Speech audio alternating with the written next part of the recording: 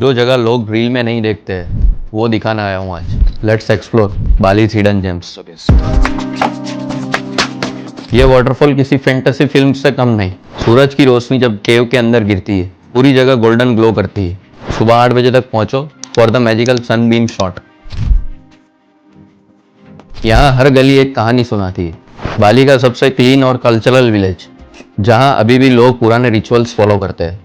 Local की respect करो और मॉडर्न कपड़े पहनो। जब लावा भी ब्लू हो तो समझ लो कि ये ट्रिप नॉर्मल नहीं होने वाला है। मिडनाइट ट्रैक, टॉक्सिक गैस और नीला आग यहाँ पर दोस्तों को लेके जाओ। कैरी करो gas mask and solid hiking shoes. खाली बीच चाहिए? ये लो, पूरा बीच तुम्हारा। लॉन्ग हाइक के बाद मिलता है एक untouch crowd free white sand beach. Sunscreen वगैरह साथ लेके जाओ वरना नेचर छोड़ के दुकानों में घूमते रहो। उबुद का पीसफुल वर्जन चाहिए? सिडमैन जाओ। लहराते चावल के खेत, पुराने विलेज वाइब और एकदम नेचुरल थेरेपी।